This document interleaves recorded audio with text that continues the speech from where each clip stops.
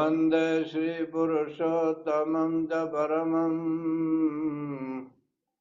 ધામાક્ષરં જ્ઞાનદં વંદે પ્રાગતિભક્તમેવ મનઘં બ્રહ્મસ્વરૂપં મુદા વંદે યજ્ઞપુરુષદાસચરણં શ્રીયોગિરાજં તથા વંદે શ્રીપ્રમુખં મહંતગુણિનાં મોક્ષાય ભક્ત્યા સદા. શ્રી સ્વામિનારાયણ ભગવાનની જય. શ્રી અક્ષર પુરુષોત્તમ મહારાજની જય. શ્રી ગુણાતીતાનંદ સ્વામી મહારાજની જય. શ્રી ભગતજી મહારાજની જય. શ્રી શાસ્ત્રીજી મહારાજની જય. શ્રી યોગીજી મહારાજની જય. શ્રી પ્રમુખ સ્વામી મહારાજની જય. શ્રી મહંત સ્વામી મહારાજની જય. સુરત અક્ષરધામ મહોત્સવની જય.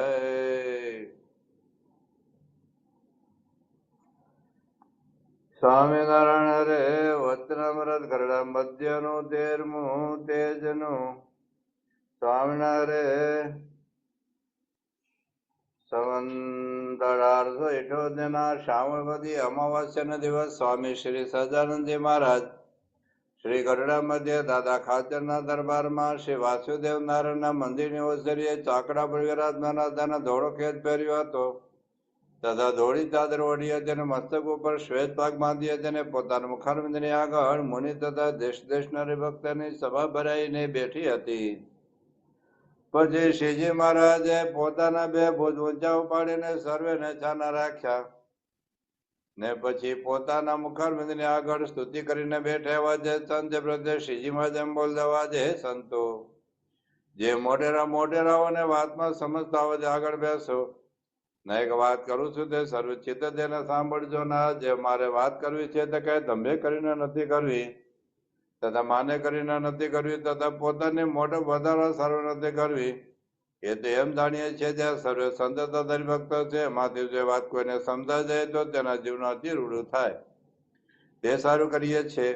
અને આ જે વાત છે તે મારી દીઠેલ છે અને મારા અનુભવ કરીને પણ મેં સિદ્ધ કરી છે અને સર્વશાસ્ત્રમાં પણ મળતી આવે છે અને તે વાત સભામાં કરાય જેવી નથી તો પણ સભામાં કરીએ છીએ જે. અને તે સ્વરૂપને તો તમે પણ દેખો છો પણ તમારા સમજમાં પરિપૂર્ણ આવતું નથી. અને જયારે વાર્તા સમજ્યામાં આવશે ત્યારે પંચ વિશે કે કામ ક્રોધાધિક સ્વભાવ જીત્યામાં પ્રયાસ થશે નહીં, સહેજે જીતાઈ જશે. તો શ્રીજી મહારાજ આપણને કહે છે કે તમે મને દેખો છો તો ખરા. આ ઉપરેલા ભગવાનની વાત નથી, કારણ કે સામે જે સંતો હરિભક્તો બેઠા હતા એ ઉપરના રહેલા ભગવાન કોઈને દેખાતા નહોતા. અણુમાં રહેલા ભગવાન પણ કઈ દેખાતા નહોતા. એ વખતે મહારાજની સામે જે બધા હરિભક્તો સંતો બેઠા હતા એ બધાની સામે મહારાજ જ હતા. એટલે સંતો હરિભક્તો મહારાજને દેખતા હતા. મૂળ મહારાજ એવું કહેવા માંગે છે કે તમે મને દેખો છો તો ખરા પણ પરિપૂર્ણ સમજતા નથી. અને જ્યાં સુધી પરિપૂર્ણ આપણે ન સમજીએ ત્યાં સુધી પરિપૂર્ણ રિઝલ્ટ પણ ન આવે. એટલે જો ખરેખર આપણે પરિપૂર્ણ રિઝલ્ટ લાવવું હોય તો પરિપૂર્ણ રિઝલ્ટ એટલે શું?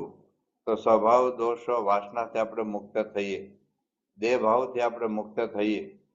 અને જેમ મહારાજને પોતાના બ્રહ્મરૂપી આત્માનું દર્શન થતું ને એમાં પરમાત્માની મૂર્તિ સાક્ષાત્કાર દેખાતી હતી જેની વાત આગળ આપણે કરી છે.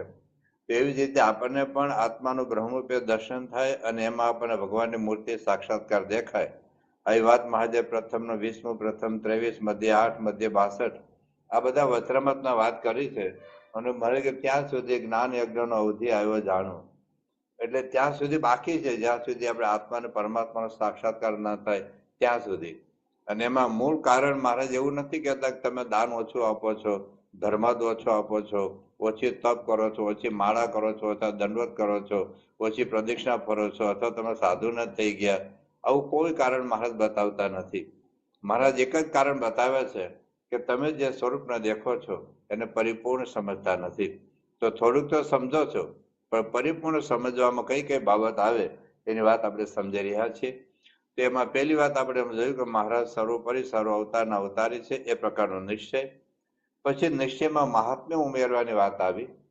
તો નિશ્ચય હોય, કરોડ ડોલરનો ચેક છે, બાળકનો નિશ્ચય છે કે પણ ખરો કે $1 ચેક છે, પણ તમે ચોકલેટ આપો તો પાછી આપી દે, કારણ કે એને $1 એટલે શું એને ખબર નથી, એનો મહિમા નથી, એટલે એનો આનંદ પણ નથી, અને સામાન્ય ચોકલેટ જે વસ્તુ ચેક પાછો આપી દે. તો નિશ્ચય અને મહાત્મા સહિત નિશ્ચય એ બહુ જુદી બાબત છે. તો ભગવાનના મહાત્મ્યમાં શું સમજવું એની વાત આપણે સમજી રહ્યા છીએ. તેમાં આપણે બહુ સંક્ષિપ્તની અંદર જુદા જુદા વત્રમતની અંદર ભગવાનના મહિમાનું કેવું નિરૂપણ કરેલું છે એની વાત આપણે સમજેલા. ત્યાર પછી બીજો મુદ્દો આપણે એ સમજી રહ્યા છીએ કે ભગવાનમાં અનંત કલ્યાણકારી ગુણો છે. આ લૌકિક ગુણ કોઈ શીખે, દાખલે ઓપરેશન કરવાનો કોઈ ગુણ શીખે, હવે એ જ હોસ્પિટલમાં પટાવાળો હોય, 7-8-10 હજાર રૂપિયા આખો દિવસ પોતું માર્યા કરતો હોય, તે 8-10 હજાર રૂપિયા પગાર હોય, ડોક્ટર એક ઓપરેશન કરતા લાખ, 2 લાખ, 5 લાખ રૂપિયા લઈ લે, કારણ કે ઓપરેશન કરવાનો ગુણ શીખ્યા. એમ મજૂર હોય એને 200-250 રૂપિયા રોજની મજૂરી હોય, પછી ટાઇલ્સ ફીટ બેસાડે ફ્લોરિંગ માટે એના 1000 રૂપિયા હોય, એક જ ગુણ શીખે. કોઈ જે ક્રિકેટનો બોલિંગનો ગુણ શીખે, કોઈ બેટિંગનો ગુણ શીખે, તો કેટલું બધું એને પ્રાપ્ત થાય છે. અમારો 14-15 વર્ષનો વૈભવ સૂર્યવંશી કેટલા છગ્ગા લગાવે, હવે સાવ ગરીબ હતા પણ કેટલા કરોડો રૂપિયા કમાયા ભાઈ. આ લૌકિક એક ગુણ, કોઈ એક્ટિંગનો ગુણ શીખે, કોઈ બોલિંગ, કોઈ બેટિંગ, કોઈ બાસ્કેટબોલ, કોઈ ફૂટબોલ, કોઈ સંગીતકાર, કોઈ તબલચી, કોઈ ગાયક, કેટલું કરોડો રૂપિયા કમાતા થયા. અલૌકિક ગુણની વાત છે. પણ અહીંયા જે ભગવાનમાં જે ગુણ છે એ કલ્યાણકારી ગુણો છે. એ આ લૌકિક ગુણથી કલ્યાણ ન થાય, ન પોતાને શાંતિ થાય, ન બીજાને કોઈને શાંતિ થાય. પણ ભગવાનના જે ગુણો છે એ કલ્યાણકારી, એટલે એ ગુણોથી અનંત જીવનું કલ્યાણ થાય, અનંત જીવનું રૂડું થાય જો ગુણનો વિચાર કરે, ગુણનો મહિમા સમજે કે ભગવાનમાં આવા બધા ગુણો છે. આજે દાખલે કોઈ જે ક્રિકેટરો હોય એને માન લો કે જેટલી વાર ગેમ રમે એટલી વાર સજી ફટકાર, એટલી વાર 50-50 છગ્ગા ફગા, હું ગમે એટલો મહિમા કહું પણ એનો મહિમા કહેવાથી મને કોઈ શાંતિ થાય નહીં, મને મારી કોઈ મુક્તિ ન થાય, મારા સ્વભાવ દોષો ન હોય. દુનિયાના ટોપ લેવલના જેટલા પ્લેયર્સ હોય જુદા જુદા, ફૂટબોલ કે પછી બાસ્કેટબોલ કે ટેનિસ વગેરેમાં, દુનિયાભરના જુદા જુદા ફિલ્મી એક્ટર, હું ગમે એટલો મહિમા કહું, ગમે એટલા ગુણ હોય, કદાચ સાદગી હોય, કદાચ નિર્માનીપણું હોય, અહમ શૂન્યતા હોય, પણ એ ગુણો કહેવાથી, વિચારવાથી, મન કરવાથી મને કોઈ ફેરફાર થવાનો નથી, મને કોઈ શાંતિ થવાની નથી. તમે દુનિયાભરના આવી બધી સેલિબ્રિટીઝને ગમે એટલા ગુણગાન કહો, આપણને કોઈ શાંતિ ન થાય. પણ ભગવાનના ગુણ ગાઈએ તો એ ભગવાનનો ગુણ સમજીએ, એનો મહિમા સમજીએ તો મારો રિઝલ્ટ બતાવે છે કે પંચ વિષયમાંથી આસક્તિ ટળી જાય, કામ ક્રોધાદિક સ્વભાવ ટળી જાય. આ તો કેટલી મોટી વાત છે. આ બીજાને ગમે એટલા, કોઈ રાજા હોય, એક્ટર હોય, ક્રિકેટર હોય, સેલિબ્રિટીઝ હોય, ગમે એટલા ગુણ ગાવ, એમાં આપણને કોઈ આપણે જીવનમાં ફેરફાર ન થાય. જયારે ભગવાનના ગુણ, મહારાજ કહે છે આ સ્વરૂપને જેમ છે એમ યથાર્થ અને પરિપૂર્ણ જો આપણે સમજીએ તો આપણું રૂપાંતર થાય છે. તો એમાં ભગવાનના અનંત કલ્યાણકારી ગુણોમાં 6 મુખ્ય ગુણ છે જેને આધારે ભગવાન માનવામાં આવે છે. ભગ એટલે ઐશ્વર્ય, ભગવાન એટલે જેની પાસે આવા ઐશ્વર્ય છે એવા 6 ઐશ્વર્ય છે: જ્ઞાન, શક્તિ, બળ, ઐશ્વર્ય, વીર્ય અને તેજ. એનો શ્લોક પણ આપણે છેલ્લે બોલીશું.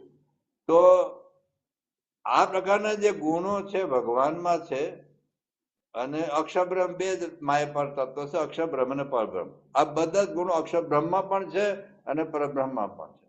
હા, જેટલે ચૈતન્ય વસ્તુ છે, દાખલા જીવ, ઈશ્વર અને બે થયેલા મુક્તો, અક્ષરબ્રહ્મ અને પરબ્રહ્મ. તો મૂળ 4 ચૈતન્ય તત્વ છે: જીવ, ઈશ્વર, અક્ષરબ્રહ્મ અને પરબ્રહ્મ. તો ચારેયમાં આ ગુણો છે, પણ જીવ અને ઈશ્વરમાં જે આ ગુણો છે લિમિટેડ છે. અક્ષરબ્રહ્મ અને પરબ્રહ્મ અનલિમિટેડ છે. અક્ષરબ્રહ્મના ગુણો છે પરબ્રહ્મના આધીન છે, પરબ્રહ્મના ગુણ સ્વતઃ સ્વતંત્ર છે, એમાં કોઈનો પ્રતિબંધ નથી. જ્યારે બીજા બધા ગુણોના બીજા બધા જીવો ઈશ્વરો મુક્તો કે અક્ષર બ્રહ્મના ગુણો એ પરબ્રહ્મના આધીન છે. તો આપણે બે ગુણની વાત કરી હતી, જ્ઞાન અને શક્તિ. આપણામાં જ્ઞાન છે, જીવમાં જ્ઞાન ગુણ છે, ઈશ્વરમાં જ્ઞાન, આપણામાં શક્તિ છે. આપણી શક્તિ લિમિટેડ છે અને ભગવાનને આધીન છે. આપણું જ્ઞાન લિમિટેડ છે એ પણ ભગવાનને આધીન છે. આપણું જ્ઞાન ઇન્દ્રિય સાપેક્ષ, ઇન્દ્રિય આંખ હોય તો જોઈ શકું, કાન હોય તો સાંભળી શકું, બુદ્ધિ હોય તો વિચારી શકું. જ્યારે ભગવાનનું જ્ઞાન નિરપેક્ષ છે. મને કોઈ કે તમને જ્ઞાન થાય, કંઈક વાંચું તો જ્ઞાન થાય, ટીવી જોવું તો મને અમુક પ્રકારનું જ્ઞાન થાય. જયારે દાખલા તરીકે હમણાં દિલ્હીમાં આગ લાગી તો છાપામાં ખબર પડે, ટીવી ચેનલમાં ખબર પડે, સોશિયલ મીડિયા દ્વારા ખબર પડે, મને કોઈ ત્યાંથી દિલ્હીથી ફોન કરતો ખબર પડે. અહીં બેઠા બેઠા મને ખબર ન પડે. ત્યારે ભગવાન અને સત્પુરુષનું જ્ઞાન અનંત કોટી બ્રહ્માંડમાં ગમે તે જગ્યા હોય તો અનંત જીવનનું, અનંત ઈશ્વરનું, અનંત જન્મનું, આગળનું પાછળ બધું જ જ્ઞાન ભગવાન હસ્તામલકવત છે. જો આવો જો મહિમા આપણે શ્રીજી મહારાજ ગુણાતીત પરંપરાને અત્યારે જો મહંસર મહારાજનો સમજીએ તો ખરેખર આપણો અહોભાવ થાય. તો જ્ઞાન છે, શક્તિ છે, અઘટિત ઘટના સામર્થ્યમ, જે કોઈનાથી ન થાય. 8 અબજ માણસો ન કરી શકે, અનંત કોટી બ્રહ્માંડના અનંત જીવ અને અનંત ઈશ્વરો ન કરી શકે, એ ભગવાન કરી શકે, એ અક્ષર બ્રહ્મ કરી શકે, એ ગુણાતીત સત્પુરુષ કરી શકે, અત્યારે મહંસ મહારાજ કરી શકે. તો જ્ઞાન અને શક્તિ આ બે ગુણો ગયા વખતે આપણે થોડા જોયેલા. હવે બાકીના જે 4 ગુણો છે આજે આપણે જોઈશું. એમાં આવે છે બળ. એમાં બુદ્ધિ બળ કહેવાય, શરીર બળ કહેવાય, ધન બળ કહેવાય, તમે સત્તા બળ કહેવાય. આ ઘણા બધા બળ, લોકો બાહુબળ હોય, પછી બુદ્ધિ બળ હોય, શરીર બળ હોય, સત્તા બળ હોય, ધન બળ હોય, લશ્કરનું બળ હોય. તો આવા ઘણા બધા બળ હોય છે. પણ બળ એટલે ભગવાનનો પરબ્રહ્મમાં જે બળ છે, બળ એક પ્રકારનું સામર્થ્ય છે. જ્ઞાન એટલે જાણવાનું સામર્થ્ય, પછી શક્તિ એટલે કોઈ ન કરી શકે એવું કરવાનું સામર્થ્ય, અને બલ નામ સર્વ ધારણ સામર્થ્યમ, બધાને ધારી રાખવાનું એ સામર્થ્ય એ ભગવાનનું છે. તો ધારણ એટલે શું કરવાનું કે આ સમગ્ર સૃષ્ટિ છે, અનંત કોટી બ્રહ્માંડનો આધાર છે, ધારી રાખે છે. આજે સૂર્યને એ ધારે છે, પૃથ્વીને એ ધારે છે, બાકી અનંત કોટી જે ગેલેક્સી છે એ ગેલેક્સીને એ ધારે છે. એની ગતિમાં આઘા પર નથી થતા. સૂર્ય આવીને પૃથ્વી ભટકાઈ જાય, પૃથ્વી ઉડીને સૂર્યમાં જઈને અળગી જાય, ચંદ્ર પાસે ઠાવી જાય, પાછો ખાડામાં સમુદ્રમાં ડૂબી જાય, એવું નથી થતું. તો અનંત કોટી બ્રહ્માંડને જે ધારવાની જે શક્તિ છે એ ભગવાનની છે. અને એની રીતે શું છે કે જે વસ્તુના જે ગુણ છે એ ગુણ સાથે ધારી રાખે છે. લીંબુ એ ખાટું જ હોય, એની ખટાશને ધારે રાખે છે, મરચાની તીખાશને ધારે રાખે છે, ખાંડના ગળપણને ધારે રાખે છે. તો આપણે જીવ ચૈતન્ય છે, ચૈતન્યત્વ જાળી રાખે છે, જળ વસ્તુ જળ એનું જડત્વ જાળવી રાખે છે. એટલે ચિત્ત અતિ સ્વરૂપ સ્વભાવથી, એટલે જ્ઞાની અજ્ઞાનના સ્વભાવથી. તો સ્વર્ગ મૃત્યુ જે ડિસ્ટન્સ છે એને આધારે એ ધારી રાખે. નહીં તો અમદાવાદ ને રાજકોટ બે ભેગા થઈ જાય, આમ એકબીજામાં ઇન્વોલ્વ થઈ જાય બધા. એવું નથી. જે પૃથ્વી અને સૂર્યનું અંતર છે, પૃથ્વી અને ચંદ્રનું અંતર છે, 2 તારા વચ્ચેનું અંતર છે, 2 ગેલેક્સી વચ્ચેનું અંતર છે, એ મેન્ટેન રહે. નહીં તો બધું ઉડીને ભેગું થઈ જાય બધું, જો ભગવાન ધારે. હા, એ ધારે તો બધું કરી શકે, પણ એ ભગવાનને દરેકને પોતપોતાના સ્વરૂપ સ્વભાવથી એ પકડી રાખવું એમને એ ભગવાનનું સામર્થ્ય છે. ટૂંકમાં ભગવાન અનંત કોટી બ્રહ્માંડના આધાર છે, અનંત કોટી બ્રહ્માંડને ધારવાનું સામર્થ્ય છે. એમાં પણ ઘણું બધું એનું વિશેષતા છે. રાજા પણ પોતાના રાજાના આધાર કહેવાય, પણ બહારથી ધારે છે. જ્યારે ભગવાન તો દરેકના આત્મામાં રહીને ધાર. દાખલા તરીકે દ્રષ્ટાંત આપણે આપીએ, આપણે દેહમાંથી જીવ જતો રહે તો દેહ મળે સડવા, અને 2-5 દિવસમાં કોવાઈ જાય, 18-15-20 દિવસમાં તો ધૂળ ભેગો ધૂળ થઈ જાય. તો શરીરને જે જાળવી રાખે છે એનું કારણ આત્મા છે. આત્મા છે. હવે આત્મા બહારથી નથી ધારણ કરતો, આત્મા શરીરની અંદર રહીને શરીરને ધારે. આત્મા દાખલા તરીકે કેવું છે, હું જો મારા હથેળીમાં છે ને આ મૂકું, બરાબર, તો હથેળી અને આ વસ્તુ ધારી રાખી છે. હથેળી ધારે, પણ એ અંદર જઈને ધારતો નથી. જયારે આપણે આત્મા દાખલા પાણીમાં ગ્લાસમાં તમે આ પાણીનો ગ્લાસ હોય, હવે એમાં તમે પાણી મૂકો તો પાણીનો આધાર ગ્લાસ કહેવાય, પણ બહારથી પાણીને ધારી રાખે છે. ગ્લાસ એ પાણીની અંદર જઈને પાણીને ધારતો નથી. ગ્લાસ એ પાણીને ધારણ કરે છે પણ બહારથી. જયારે આત્મા છે શરીરને ધારણ કરે છે. હું અત્યારે ખુરશી ઉપર બેઠો છું તો ખુરશીને મારું શરીર, ખુરશી મારા શરીરને ધારણ કરે છે બહારથી, અંદરથી નહીં. જયારે આત્મા છે એ શરીરની અંદર એને શરીરને ધારણ કરે છે. નહીંતર શરીર જો આત્મા નીકળી ગયો તો શરીરનું અસ્તિત્વ 2-5-10 દિવસમાં તો ધૂળ ભેગું ધૂળ થઈ જાય. એમ પરમાત્મા છે તો જળ અને ચૈતન્ય, જીવન, ઈશ્વર અને અનંત કોટી બ્રહ્માંડ જળ ચૈતન્ય અંદર રહીને એ ભગવાન બધાને ધારે છે. ભગવાનનો ધારવા પ્રમાણનું આ બહુ વિશિષ્ટ છે. સૌના આત્મા રૂપે ભગવાન ધારે. બીજું આકાશ છે એ પણ પંચભૂતને ધારણ કરે છે. આકાશ પણ પંચભૂત ઉપરનું શાસન નથી. જયારે પરમાત્મા છે દરેકના આત્માપણે બધાનું સંચાલન કરે છે, નિયમન કરે છે, પ્રશાસન કરે. પછી આપણે કદાચ કોઈક ધારીએ તો સ્વતંત્ર પણ નહીં, કોકના આધીન. ધારો કે આપણે આપણા કુટુંબનું ધારણ કરતા હોઈએ પણ એમાં કોકના, ભગવાનનો તો પરતંત્ર છે પણ જે તે રાજ્યના રાજા હોય એને આધીન છે આપણે. રાજા કે તમે મકાન નહીં બાંધો ન બાંધી શકે. એક મકાન બાંધવાની આપણે જે તે નગરપાલિકાના મેયરની અથવા કલેક્ટરની મંજૂરી લેવી પડે. પોતે ગમે તે જગ્યાએ ગમે તે માલનું મકાન ન બાંધી શકો. આપણે થાય કે મકાન બાંધવું, મારે 50 માલનું મકાન બાંધવું છે તો મારી મેળે ન બાંધી શકે. એ આપણે પરમિશન લેવી પડે, અને પરમિશન ઉપર એક માળ વધુ બાંધ્યો ને તો તોડી નાખે લોકો. તો આપણું જે કંઈક કરી શકીએ છીએ ધારવાપણું એ સ્વતંત્ર નથી, નિરપેક્ષ. ભગવાન તો સ્વતઃ ધારણ કરી શકે છે.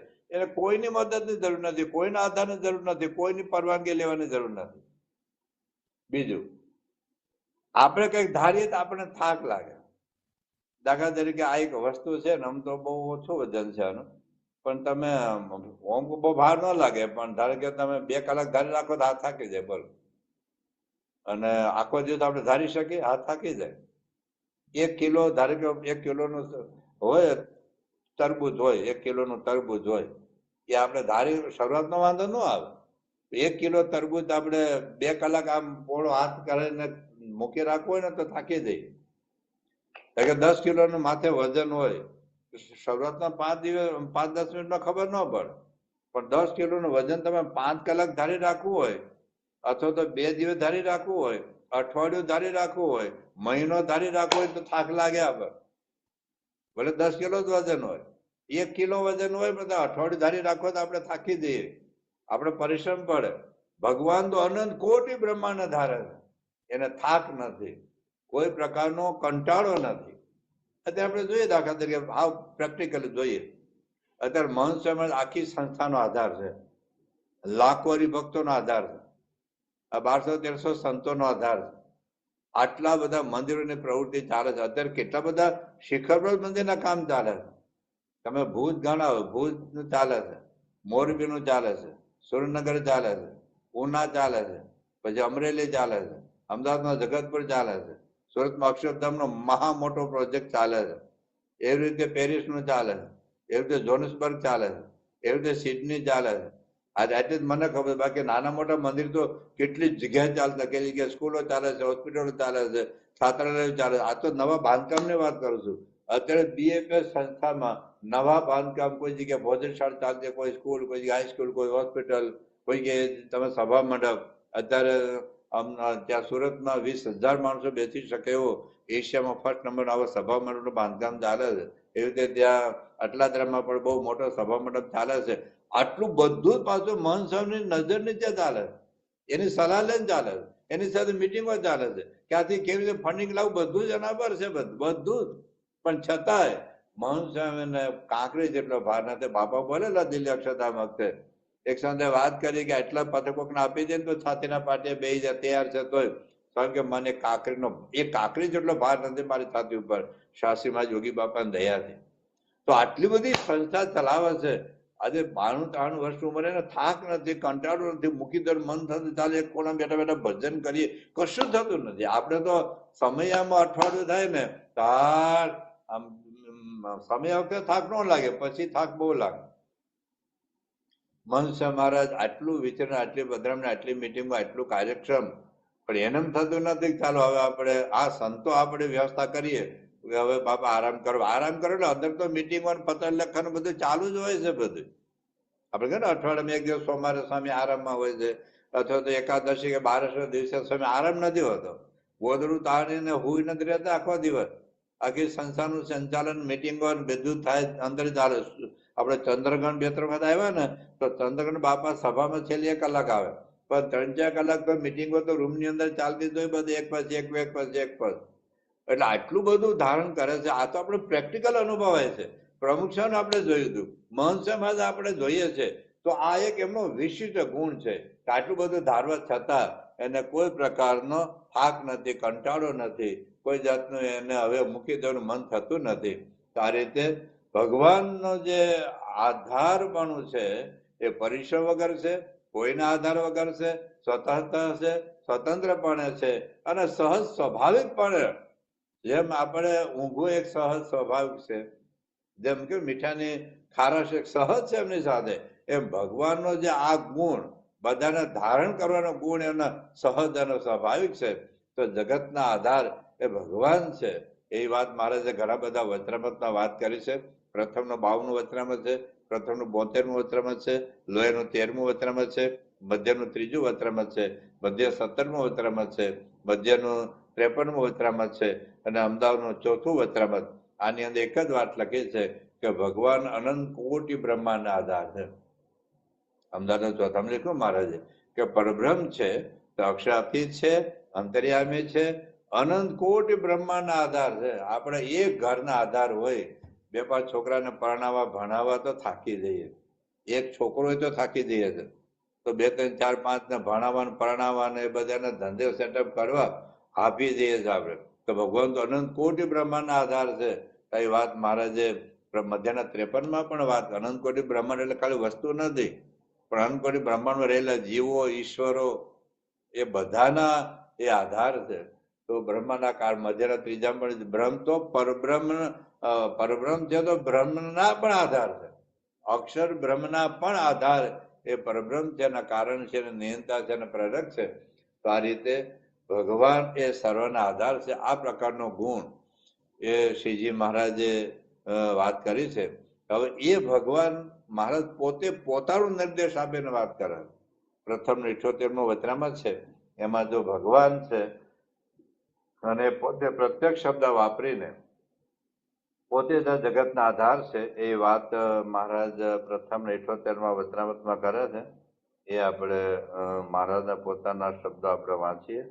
અક્ષરાતીત એવા જે પુરુષોત્તમ ભગવાન, અક્ષરાતીત એવા જે પુરુષોત્તમ ભગવાન, તેની ઈચ્છા કરીને અનંત કોટી બ્રહ્માંડને ઉત્પત્તિ થાય છે અને તે બ્રહ્માંડને પોતાની શક્તિ કરીને ધરી રહ્યા છે. ધારણ બલમ નામ સર્વ ધારણ સામર્થ્યમ ધારી રહ્યા છે અને તે ભગવાન વ્યતિરેક ટકા સર્વમાં અન્વય પણ રહ્યા છે, આત્મા પણ અને અન્વય ટકા પણ વ્યતિરેક છે. અને ભગવાન જેવા પ્રત્યક્ષ પ્રમાણ છે, પોતાની વાત કરે. અત્યારે પ્રત્યક્ષ પ્રમાણ તમારા સામે બેઠા છે, તેવા ને તેવા અણુમાં પ્રત્યંતરામી રૂપે વિરાજમાન છે અને તે ભગવાનના ડોલાવ્યા વિનાયક તૃણ પણ ડોલવાને સમર્થ. આ બધું સમજવાનું છે મારે કે પરિપૂર્ણ સમજવામાં આ વાત આવે છે. અને અનંત કોટી બ્રહ્માંડને વિશે જે ઉત્પત્તિ સ્થિતિ પ્રલય થાય છે અને તેને વિશે સુખ દુઃખનો જીવને સંબંધ થાય છે, તે સર્વે પુરુષોત્તમ ભગવાનના હાથમાં છે. આપણને સુખ આવે તો એના હાથમાં છે, દુઃખ આવે તો એના હાથમાં છે. જેટલું ભગવાન કરે તેટલું જ થાય છે. આપણાથી નથી થતું. હું બોલું છું પણ ભગવાન લોકો કઈ નાખે શું થાય? તમે સાંભળો અચાનક એટેક આવે તો શું થાય છે? મળતું થઈ જાય. ઉપર અડધો કલાક હવાનો નળ બંધ કરી દે તો કાર્યક્રમ આપણો બધાનો પૂરો થઈ જાય. પણ એવા જે ભગવાન, હવે સાંભળજો, એવા જે ભગવાન તે જીવનના કલ્યાણાર્થે પૃથ્વી ઉપર પધારે છે, ત્યારે પોતે ઘોડે ચડીને ચાલે ત્યારે ઘોડો ભગવાનને ઉપાડીને ચાલે છે, પણ એ તો ઘોડાના પણ આધાર છે. હવે મહારાજ માનકી ઘોડી ઉપર બેઠા એટલે એની વાત કરે. અત્યારે ધારો કે બાપા કારમાં બેઠા હોય, તમે મર્સિડીઝમાં બેઠા હોય, પેલું વ્હીલચેરમાં બેઠા હોય, ગોલ્ફ કારમાં હોય, તો આપણે કે સ્વામીને ગોલ્ફ કાર લઈ જાય છે, હેલિકોપ્ટર લઈ જાય છે, પ્લેન લઈ જાય છે, એવું નથી. હા, સૂરદર્શી આવું છે કે એટલે મહારાજ દ્રષ્ટાંત આપે છે આપણને દ્રષ્ટાંત આપે છે કે ઘોડા પર બેઠા આપણને લાગે ઘોડો ભગવાન લઈ જાય છે, પણ ઘોડાના આધાર પણ ભગવાન છે. પણ એ તો સ્થાવર જંગમ, સ્થાવર એટલે પર્વતો મકાનો એ બધા, જંગમ હાલતા ચાલતા જીવ પ્રાણી માત્ર બધા જ તે સ્થાવર જંગમ સહિત સમગ્ર પૃથ્વીને ધરી રહ્યા છે. એ તો આપણને દેખાતું નથી. આપણને ઘોડો ભગવાન મહારાજ પલંગ ઉપર બેઠા હોય, મન સામે સોફા પર બેઠા, આપણને શું લાગે કે સોફો મન સમાજને ધારણ કરી રહ્યો છે, પણ સોફા નહીં, સોફા સહિત આખી પૃથ્વીના આધારે સ્વામી છે. એ અક્ષરબ્રહ્મ છે ને, અક્ષરબ્રહ્મ આધાર છે. બધાને ત્રીજામાં વાત કરી છે. તો સ્થાવર જંગમ સહિત સમગ્ર પૃથ્વીને ધરી રહ્યા છે. અને જયારે રાત્રિ હોય ત્યારે ચંદ્રમા કે દીવો કે મશાલ તેને અજવાળે કરીને ભગવાનનું દર્શન થાય છે, અને દિવસે સૂર્યને અજવાળે કરીને દર્શન થાય છે. પણ એ ભગવાન તો સૂર્ય, ચંદ્રમાં, અગ્નિ, સર્વને પ્રકાશ ના દાતા છે. એવી અદભુત સામર્થ્ય છે બસ. તો પણ જીવનના કલ્યાણને અર્થે મનુષ્ય જેવા થઈને મને દર્શન આપે છે. એવી રીતે મહાત્મા સમજે. જો આ મહારાજ કહે છે ને કે પરિપૂર્ણ સમજતા નથી, પરિપૂર્ણ સમજવાની વાત આ આવે, આવી રીતે સમજવાના છે. અને પ્રત્યક્ષ ભગવાનને ઉપરેલા નહીં, આવી જ વાત મહારાજ લોહીના 7મા વચનામૃતમાં પણ કરી છે. એમાં પણ મહારાજ પ્રત્યક્ષ શબ્દ મૂક્યા છે, લોહીનું 7મું વચનામૃત છે. મહારાજ કહે છે કે જે પ્રત્યક્ષ ભગવાન છે તે કેવા છે.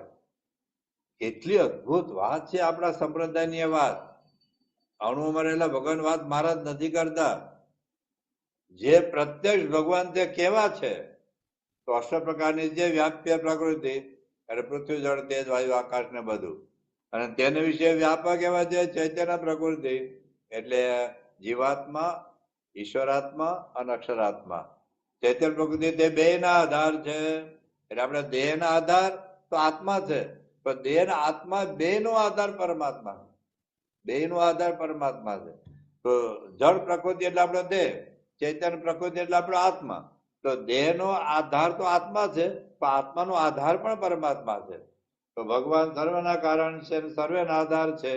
એ સર્વ વિશે ભગવાન જે અંધેરામે પણ કારણ પણ કરી રહ્યા છે, અને તે જ ભગવાન આ પ્રત્યક્ષ પ્રમાણ છે. મહારાજ આ પરમહંસ વાત કરે છે, હરિભક્તો વાત કરે છે. એ ભગવાન કે મને આવી રીતે સમજો.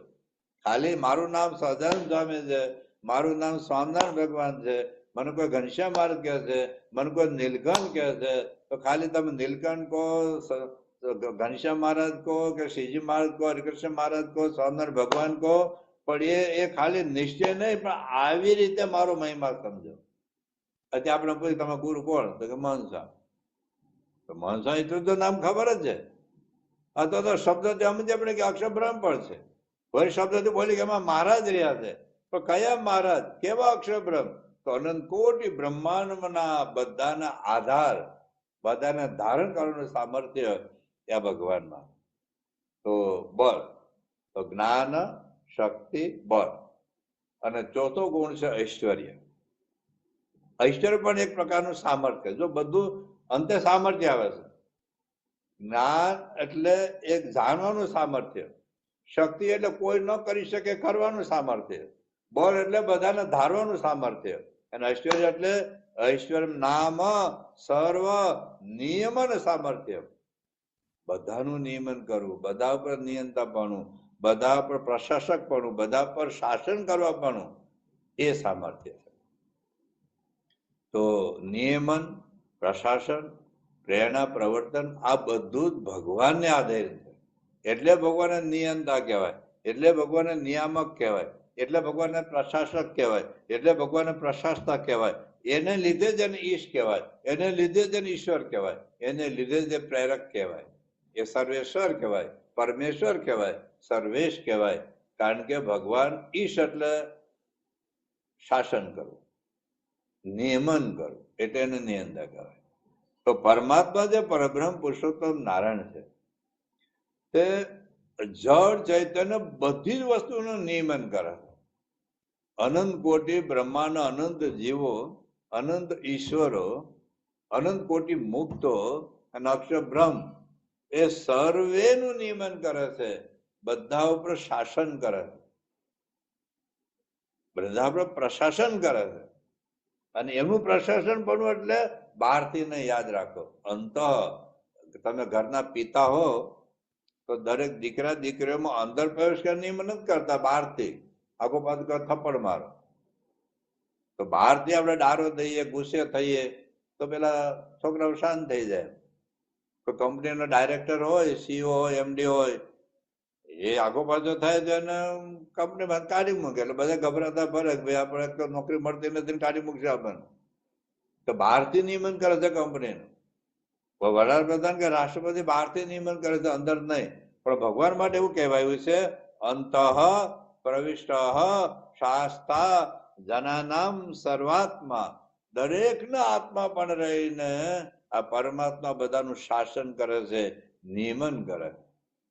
એટલે ભગવાનનું પાછું નિયમનપણું એ સ્વતઃ છે, સ્વતંત્ર છે, કોઈના આધીન નથી. ભગવાન ધારે તે બધાનું ઊંધું કરી શકે ને અવળું કરી શકે. તો મહારાજે આ વાત વચરામૃતની અંદર ઘણી જગ્યાએ વાત કરી છે.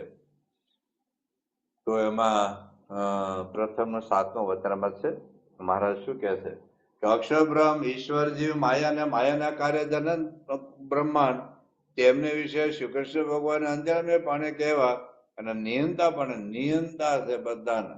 આકાશ બધામાં વ્યાપક છે, આકાશ કોઈના નિયંતા નથી. આકાશનું શાસન આપણા પર નથી, પરમાત્માનું શાસન આપણા પર છે.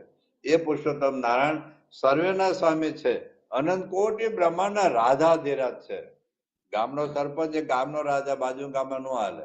તાલુકા પંચાયતનો પ્રમુખ એના તાલુકામાં ચાલે, બાજુ તાલુકામાં ન ચાલે. જિલ્લા પંચાયતનો પ્રમુખ હોય તો કલેક્ટર એના જિલ્લામાં ચાલે, બાજુ જિલ્લામાં ન ચાલે. ગુજરાતના મુખ્યમંત્રી ગુજરાતમાં ચાલે, મહારાષ્ટ્રમાં ન ચાલે. ભારતના વડાપ્રધાન ભારતમાં હાલે, પાકિસ્તાનમાં કે અમેરિકામાં એનું કઈ ન હાલે. ત્યારે બ્રહ્માંડ, અનંત કોટી બ્રહ્માંડના જે રાજાધિરાજ એ પરબ્રહ્મ પુરુષોત્તમ નારાયણ છે. મહારાજ કે મને આવી રીતે સમજો.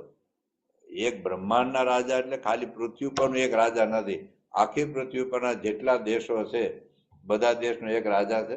અને પરમેનન્ટ રાજા એ તો શક્ય જ નથી. બધા દેશ ઉપર એક વ્યક્તિનું શાસન શક્ય છે. તો અનંત કોટી બ્રહ્માંડના રાજા. હવે અનંત કોટી દરેક બ્રહ્માંડમાં પાછા 33 કરોડ દેવ દેવતા, કેટલા અનંત જીવો, અનંત ઈશ્વરો, બધાના રાજા ધીરાજ, બધાનું શાસન ભગવાન ચલાવે. એટલે મારે મહાદેવ પ્રથમના 37મા વચરામૃતમાં પણ વાત કરી છે કે ભગવાન વિના સૂકું પાંદડું પણ ભરવાના સમર્થ નથી. આ પ્રથમનું 37મું વચરામૃત, પ્રથમનું 74મું વચરામૃત અને પ્રથમના 78મા વચરામૃતમાં મહારાજે વાત કરી છે કે ભગવાનની પ્રેરણા વગર, એમની શક્તિ વગર સૂકું પાંદડું કે તણકલું પણ હલવા સમર્થ નથી. એટલે ભગવાન સર્વેના કરતા છે, સર્વેના નિયંતા છે, અને એના ઈચ્છાથી જ બધું ચાલે છે. આવી રીતે મહારાજે વાત પ્રથમનું 64મું, પ્રથમનું 78મું, લોયાનું 13મું, લોયા 14, લોયા 17, લોયા 18માં મહારાજ વાત કરે છે કે ભગવાન તો અનંત કોટી બ્રહ્માંડના રાજાધિરાજ છે. એક આપણે વચરામૃતનો એક રેફરન્સ ઘણી વખત વાંચ્યો છે, આજના સંદર્ભમાં ફરી વખત આપણે વાંચીએ. એ છે લોયાનું 4થું વચરામૃત. અને એવા જે પ્રતાપી ચક્રવર્તી રાજા, તેને ઘેર જેટલા ગામ છે તેને ગણતી થાય નહીં, એ તો અસંખ્ય છે. તથા ગામ ગામના જે પટેલ તેની પણ ગણતી થાય નહીં. અને તે ગામ ગામના અસંખ્ય પટેલ તેના દરબારમાં રજ કરવા આવતા હોય, અને તે રાજાના ધન દાન ભોગ સ્થાનક સમૃદ્ધિ તેમાં ગણતીમાં આવે નહીં. તેમ એ ભગવાન અસંખ્ય કોટી બ્રહ્માંડ રૂપ જે ગામ તેના રાજાધિરાજ છે, અને બ્રહ્માંડ રૂપ જે ગામ તેના મુખ્ય પટેલ તો બ્રહ્મા, વિષ્ણુ અને શિવ છે. જેમ એક ગામમાં એક પટેલ મોટો હોય, ત્યારે તે ગામની સર્વે પ્રજાતિ આવીને નમે ને આકાશમાં રહે અને આજ્ઞામાં રહે, અને તે પટેલ રાજાને નમે. તેમ બ્રહ્માંડ પ્રત્યે બ્રહ્મા, વિષ્ણુ, શિવ છે તે મોટેરા છે. ને બીજા જે બ્રહ્માંડમાં દેવ, દૈત્ય, મનુષ્ય, ઋષિ, પ્રજાપતિ તેને ભજે છે ને આજ્ઞામાં રહે છે. ને બ્રહ્મા વિષ્ણુ અને શિવ તે ભગવાન પુરુષોત્તમને ભજે છે ને એની આજ્ઞામાં વર્તે છે. થોડાક વખત પહેલા મેં આનું દ્રષ્ટાંત આપેલું, આપણે ફરી વખત યાદ કરીએ. દાખલા તરીકે ગુજરાતના અત્યારે 6 કરોડની વસ્તી છે, લગભગ અમને નવી વસ્તી ગણતરી ચાલે છે, કદાચ 7 કરોડ હોય. એમાં 3 મુખ્ય સંચાલક છે. એ ગુજરાતના મુખ્યમંત્રી હોય, ગવર્નર હોય અને ચીફ સેક્રેટરી હોય. આ 3 ગુજરાતમાં સંચાલક મુખ્ય હોય. એને મદદ કરનાર બધા ધારાસભ્ય હોય, પછી મંત્રીઓ હોય, કેબિનેટ રાજકક્ષાના મંત્રીઓ હોય, સાંસદો હોય, કલેક્ટરો હોય, જિલ્લા પંચાયતના પ્રમુખ હોય, તાલુકા પંચાયતના પ્રમુખ હોય, પછી ટીડીઓ, ડીડીઓ, મામલતદાર, તલાટી, મંત્રી, સરપંચ હોય, પછી લાખોની સંખ્યામાં સરકારી નોકરિયાત હોય, સરકારી બસના ડ્રાઈવરો હોય, કંડક્ટર હોય, સરકારી સ્કૂલના પ્રિન્સિપાલ, શિક્ષકો હોય, પટાવાળા હોય, સરકારી હોસ્પિટલના ડોક્ટરો હોય, બધા જ હોય. તો જેટલા કુલ 3 મુખ્ય એના સંચાલક છે, પણ મદદ કરનાર લાખોની સંખ્યામાં સરકારી અને અર્ધ સરકારી તથા પ્રાઇવેટ કંપની જે કાંઈ મજૂરો હોય, કારીગરો હોય, એ પણ આખા ગુજરાતના સંચાલનમાં મદદરૂપ થાય. એટલે પ્રાઇવેટ બસ હોય, પ્રાઇવેટ બસનો કંડક્ટર, ડ્રાઈવર પણ ગુજરાતના મુસાફરોને એક જગ્યાથી બીજી જગ્યાએ લઈ જવા મદદરૂપ થાય છે. પણ મુખ્ય 3 એમ બ્રહ્મા, વિષ્ણુ અને મહેશ, એ આ બ્રહ્માંડ એક ગામ છે. બ્રહ્માંડ ગામ છે.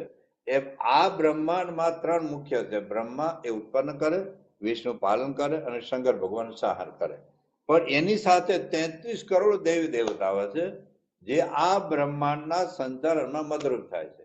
એમાં સૂર્યદેવ હોય, પવનદેવ હોય, વરુણદેવ હોય, અગ્નિદેવ હોય, ઇન્દ્રદેવ હોય અને બીજા દેવી દેવતાઓ. જેને જેમાં શ્રદ્ધા હોય, પણ એની શક્તિ સામર્થ્ય પ્રમાણે, જેમ એન્જિનિયર એની સામર્થ્ય પ્રમાણે આપણે મદદરૂપ થાય, વકીલ એની સામર્થ્ય પ્રમાણે આપણે મદદરૂપ થાય, ડોક્ટર એની સામર્થ્ય પ્રમાણે આપણે મદદરૂપ થાય. ડોક્ટરનું કામ એન્જિનિયર ન કરે, એન્જિનિયરનું કામ વકીલ ન કરે, વકીલનું કામ રસોઈયો ન કરે, તો રસોઈયાનું કામ હાર્ટ સર્જન ન કરે. પણ દરેકનો પોતપોતાનો ફાળો છે.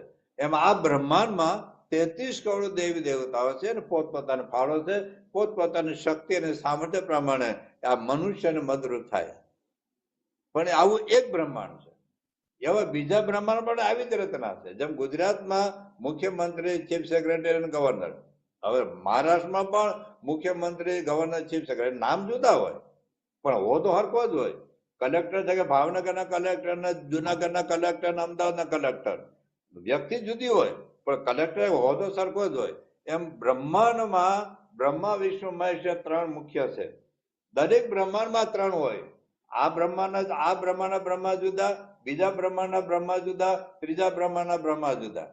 આ બ્રહ્માંડના વિષ્ણુ જુદા, બીજા બ્રહ્માંડના વિષ્ણુ જુદા, ત્રીજા બ્રહ્માંડના વિષ્ણુ જુદા. આ બ્રહ્માંડના શિવ જુદા, બીજા બ્રહ્માંડના શિવ જુદા, ત્રીજા બ્રહ્માંડના શિવ જુદા. આ બ્રહ્માંડના ઇન્દ્ર જુદા, બીજા બ્રહ્માંડ, એમ દરેક. જેમ આ એક તમે હરખી લો કે જેમ આ ગુજરાતમાં 3 છે, એમ મહારાષ્ટ્રના રાજ્ય, જેટલા ભારતના રાજ્યો છે એટલા મુખ્યમંત્રી, એટલા ગવર્નર, એટલા ચીફ સેક્રેટરી, હોદ્દો એક જ હોય, પણ છતાં દરેકના નામ એ વ્યક્તિ જુદી હોય. જેમ ભારતમાં ગુજરાતમાં જેટલા જિલ્લા હોય, કલેક્ટરનો હોદ્દો સરખો જ હોય, પણ દરેક કલેક્ટરનું નામ એ જુદું હોય. એવા અનંત કોટી બ્રહ્માંડો છે. તો અનંત કોટી બ્રહ્માંડમાં અનંત કોટી બ્રહ્મા, અનંત કોટી વિષ્ણુ, અનંત કોટી શિવ થયા. આમાં આપણે ક્યાં વાત આવી કહો? કોક આપણને મૂળ આપણા હિન્દુ સનાતન વાળા બધા જો શાસ્ત્રો વાંચે ને, આ તો આપણી વાત નથી. તો મારે કેવું છે, બ્રહ્મા, વિષ્ણુ, મહેશ ને આ બ્રહ્માંડના જીવો એને ભગવાન તરીકે માને અને પૂજે. આપણે શબ્દ વાંચીએ, મહારાજ કહે છે કે જે ગામની પ્રજા હોય એ ગામના પટેલના નામે, ગામના સરપંચ નામે, સરપંચ તાલુકા પંચાયતના પ્રમુખના નામે, એ જિલ્લા પંચાયતના પ્રમુખ નામે, એ ગુજરાતના મુખ્યમંત્રી નામે, ગુજરાતના મુખ્યમંત્રી ભારતના વડાપ્રધાનના નામે. એ આખી અમે સ્ટેપ બાય સ્ટેપ હોય છે ને. એમ આ બ્રહ્માંડના બધા જીવો છે. આ બ્રહ્માંડ અધિષ્ઠાતા 3 દેવો છે, બ્રહ્મા, વિષ્ણુ, મહેશ. તો કોઈ શંકર ભગવાનનું ભજન, કોઈ વિષ્ણુ ભજન, કોઈ વિષ્ણુ અવતારનું ભજન કરે, કોઈ બ્રહ્માનું ભજન કરે, અથવા કોઈ 33 કરોડ દેવી દેવતા, ખોડિયાર માતા, અંબા માતા, મેદરી માતા, બહુચરાજી માતા, જે કોઈ દૈવી શક્તિ છે, એમાં કોઈ ના નથી, કોઈ નિષેધ નથી. ગુજરાતના મુખ્યમંત્રી મોટા છે એનો અર્થ એવો નથી કે આપણે સરપંચનું કામ ન પડે. સરપંચ બહુ સાંભળશે, એનો અર્થ એવું નથી કે ડોક્ટરનું કામ ન પડે. ડોક્ટરનું પણ સામર્થ્ય, એનો અર્થ એવું નથી કે વકીલનું કામ ન પડે, તો વકીલ પણ જરૂરિયાત છે, પણ એનું સામર્થ્ય એની શક્તિ પ્રમાણે કામ કરે. એમ જે તે દેવી દેવતા ઇન્દ્ર હોય ને વરસાદ જ પાડે, એ અગ્નિ નો આપે. અગ્નિદેવ એ અગ્નિ પ્રગટાવે, એ વરસાદ નો પાડે. વાયુદેવ એ પવન આપે, ઓક્સિજન આપે, એ અગ્નિ નો આપે ભાઈ. દરેકને પોતપોતાનું સામર્થ્ય હોય. એમ દરેક દેવી દેવતાઓ પોતપોતાના સામર્થ્ય પ્રમાણે પોતાને ભજનારા, પોતાના આશ્રિત આવેલા લોકોનું કલ્યાણ, રૂડું કંઈક તો હિત કરે, એટલી તો એમાં સામર્થ્ય શક્તિ હોય જ છે. પણ એમની સામર્થ્ય એ આખા ગુજરાતના 3 ને આધીન હોય છે, 3 ને આધીન. અને ગુજરાતના 3 જે છે, જે મુખ્યમંત્રી વગેરે એને ભારતના વડાપ્રધાન આધીન હોય છે, અને વડાપ્રધાન રાષ્ટ્રપતિના આધીન હોય છે. એમ અનંત કોટી બ્રહ્માંડો છે, અનંત કોટી બ્રહ્માંડના બ્રહ્મા વિષ્ણુ મહેશ છે. એને આ બ્રહ્માંડના લોકો એને ભજન કરે, પણ બ્રહ્મા વિષ્ણુ મહેશ એમથી પર જે વિરાટ, એનાથી અનિરુદ્ધ સંકર્ષણ, એનાથી પર પ્રધાન પુરુષ, એનાથી પર જે પ્રકૃતિ પુરુષ, પ્રકૃતિ પુરુષ પર અક્ષરબ્રહ્મ અને પરબ્રહ્મ. અક્ષરબ્રહ્મને તમે પ્રાઇમ મિનિસ્ટર માનો, પરબ્રહ્મને તમે રાષ્ટ્રપતિ માનો. તો ટૂંકમાં બ્રહ્મ અને પરબ્રહ્મ બે પર તત્વ છે, અને અક્ષરબ્રહ્મ પણ પરબ્રહ્મના આધીન છે. તો સ્વતઃ સ્વતંત્રપણે પરબ્રહ્મ અનંત કોટી બ્રહ્મના રાધાધીરા છે. હવે આ વાત તો છે જ, આપણા શાસ્ત્રમાં લખી છે. પેલા વાત તો કરી હતી આપણે બ્રહ્મ વૈવત પુરાણની, કે પ્રત્યેકમ રોમ કુપેશુ વિશ્વાની નિખિલા નિચ અદ્યાપિતે સંખ્યાશ્ચ કૃષ્ણો ભક્તો ક્ષમા. ભગવાન રોમ છિદ્રમાં કેટલા બ્રહ્માંડો આવે એની ગણતરી આજ સુધી કૃષ્ણ ભગવાન કરી શક્યા નથી. પછી કહ્યું કે સંખ્યા રજસમસ્તિ વિશ્વનામ ન કદાચન બ્રહ્મા વિષ્ણુ શિવાદી નામ તથા સંખ્યા ન વિદ્યતે. પૃથ્વી ઉપર આ બ્રહ્માંડ રજકણ કદાચ ગણી શકાય, એટલે ન ગણી શકાય, અસંખ્ય છે ને. રજકણ એટલે ગણી, ખાલી 1 કિલો ધૂળમાં રજકણ કેટલી છે, આપણા ઘરમાં, આપણા રાજ્યમાં કેટલી રજકણ છે. હમણાં કે રાજસ્થાનમાં પેલું વાવાઝોડું આવ્યું હતું, કેટલું અંધકાર, કેટલી ધૂળ ઉડેલી, એટલી તમે ગણતરી આપણે કરી શકીએ ખરા? તો પૃથ્વી ઉપર રજકણ જેમ અસંખ્ય છે, એમ અનંત બ્રહ્મા વિષ્ણુ મહેશ પણ અસંખ્ય છે. એટલે તો કબીર કહ્યું, કોટી બ્રહ્મા કરશે જ્ઞાન, કોટી વિષ્ણુ મેં ના, કોટી શંકર કરે ધ્યાન. આ તો કબીર કહ્યું છે. એટલે ટૂંકમાં જે પરબ્રહ્મ પુરુષોત્તમ નારાયણ છે, હા, એ પરબ્રહ્મ પુરુષોત્તમ કોણ છે એ સમજવાની બાબત છે. એ સમજાવવા મહારાજ માગે છે કે અક્ષરધામનો અધિપતિ જે પરબ્રહ્મ પુરુષોત્તમ નારાયણ છે, જનન કોટી બ્રહ્માના આધાર છે, જનન કોટી બ્રહ્મા વિષ્ણુ મહેશની જેમની આજ્ઞામાં વર્તે છે, એ પરબ્રહ્મ પુરુષોત્તમ અક્ષરધામનો અધિપતિ છે. અને એ મહારાજ કે છે હું છું. બસ એ મહારાજ કે છે તમે મને આવી રીતે સમજો. શ્રીજી મહારાજે આ બધાનું ચાલે, બધાનું ચાલે. કલેક્ટર નો હાલે, સરપંચ નો હાલે, તલાટી મંત્રી નો હાલે, કેન્દ્રના મંત્રી નો હાલે, કે કેન્દ્રના ગૃહમંત્રી નો હાલે, પણ કોને આજે ના હાલે?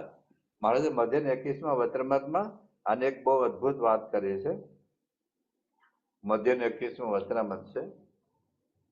શ્રીજી મહારાજ કે છે એમાં, જેમ શિશુમાં ચક્ર છે તે ધ્રુવ મનના આધારે છે, અને જેમ પ્રજા સર્વ રાજાના આધારે છે, તેમાં દીવાન હોય તથા વજીર હોય, તેનો રાજા ચાલવા દે તેટલું ચાલે, પણ ન ચાલવા દે ત્યારે ઘણું માત્ર પણ ન ચાલે.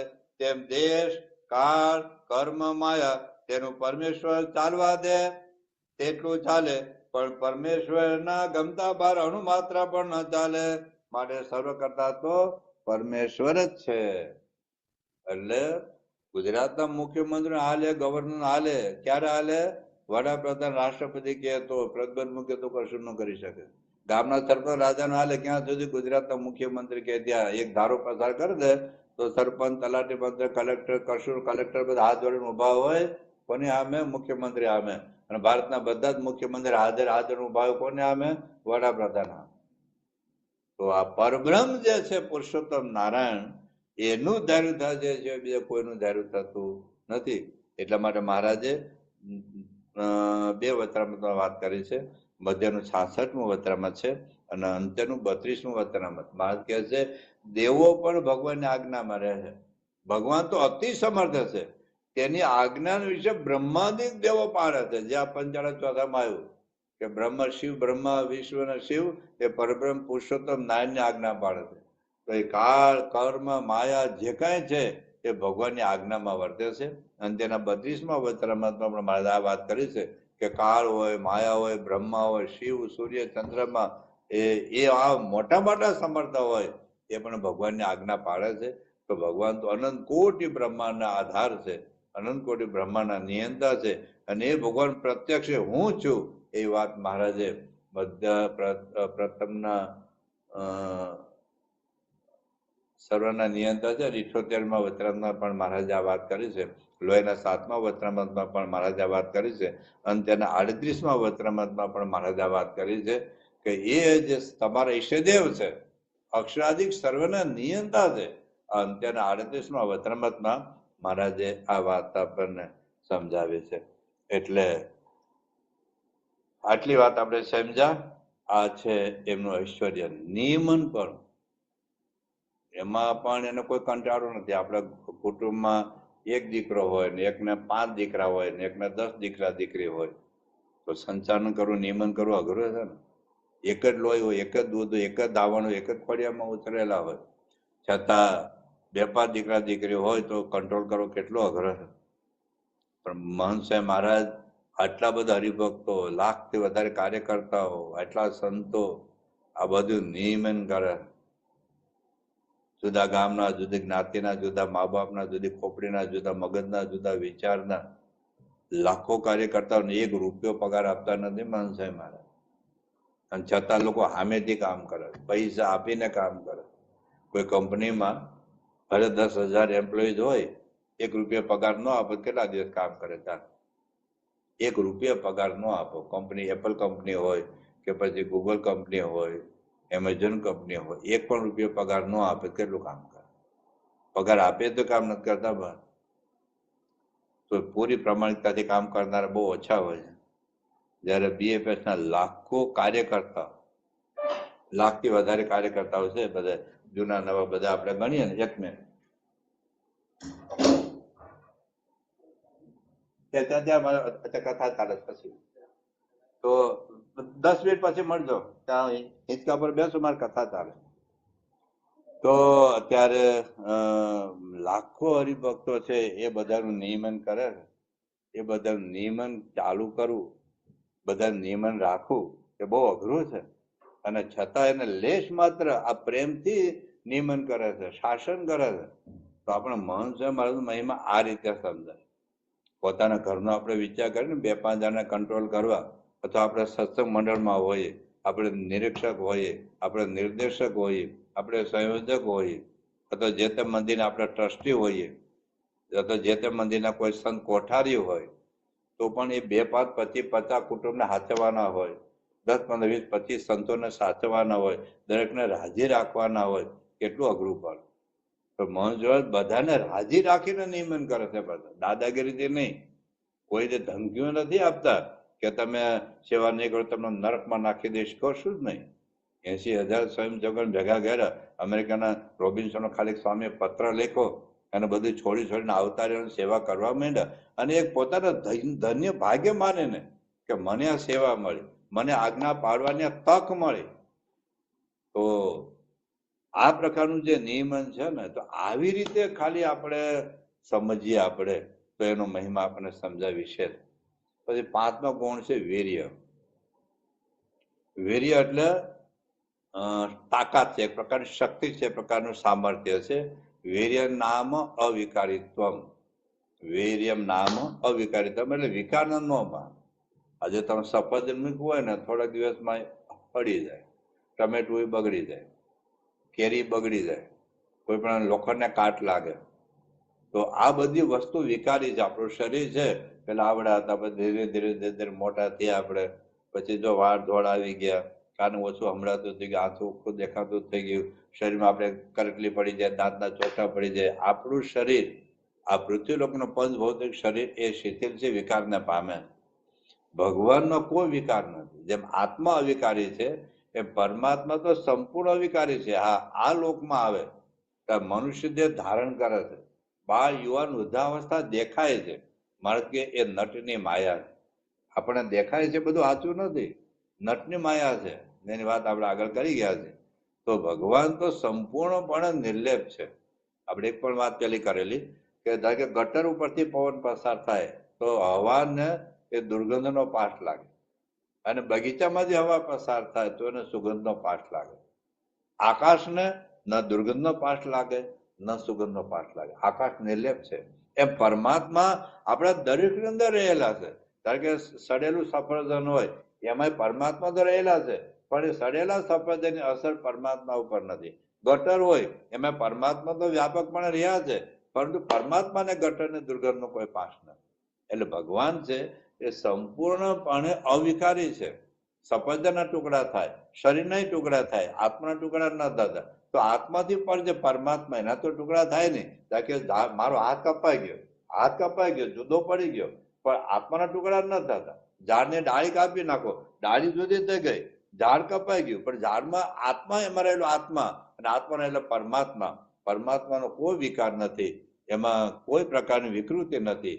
તો અહીંયા ભગવાન એટલા માટે અચ્યુત કહે છે, અવિકારી કહે છે, અવ્યય કહે છે, અક્ષર કહે છે, નિર્લેપ કહે છે, અસંગ કહે છે, અકર્તા કહે છે. આ બધા વિશેષણનો અર્થ એવો છે કે ભગવાનમાં કોઈ પ્રકારનો વિકાર નથી.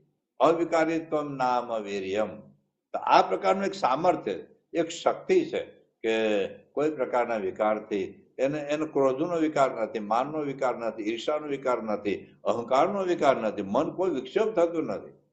આપણે જો આપણે ગાળ કોક દે ને આપણું મન આમ જેમ શાંત પાણી હોય અને કાંકરી નાખે તો કેમ તરંગો ઉઠવા લાગે, એમ આપણા મનમાં તરંગો ઉઠવા લાગે છે.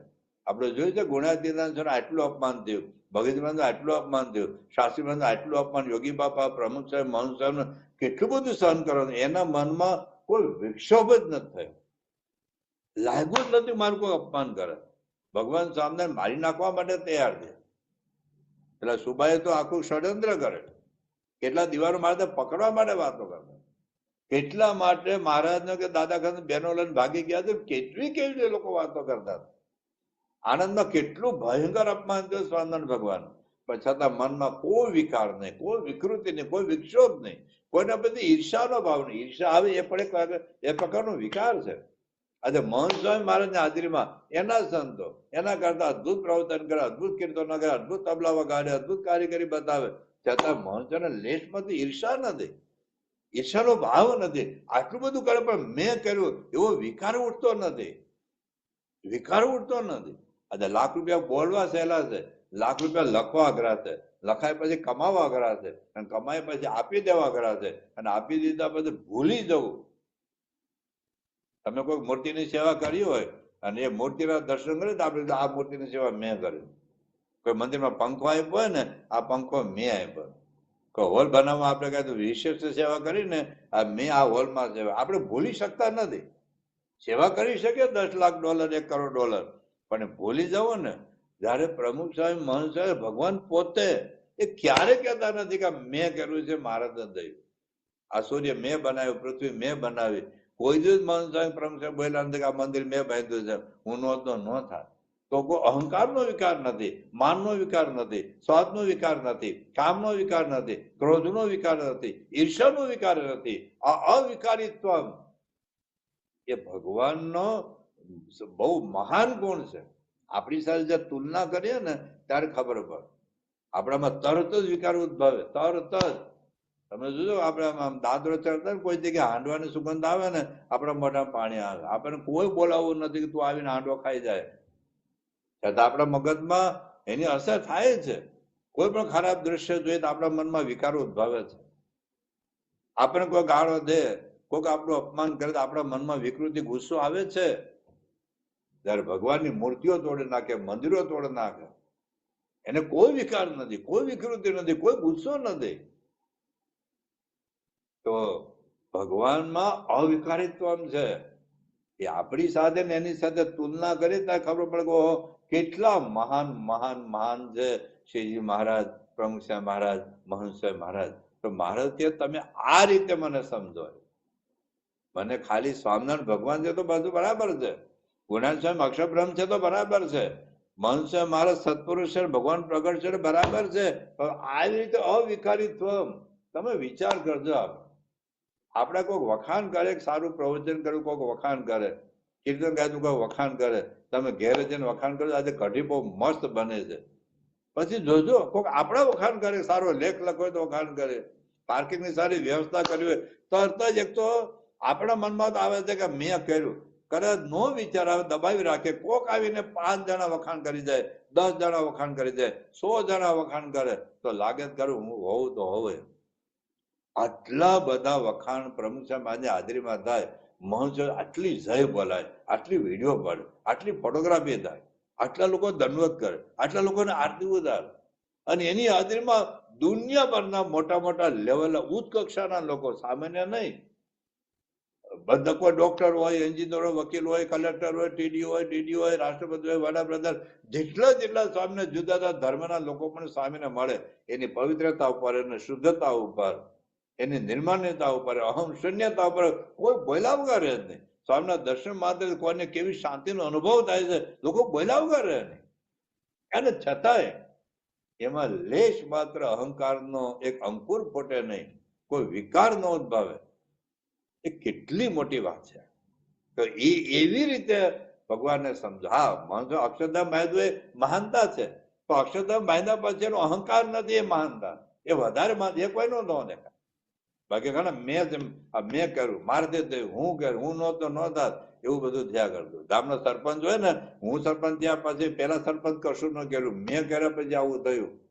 કલેક્ટર કે હું જયારે આ જિલ્લામાં કલેક્ટરમાં એટલા સુધાર કર્યા, મુખ્યમંત્રી કે આની પેલાના પક્ષે કશું નહીં કર્યું, અમારા પક્ષ વાળે આ કર્યું.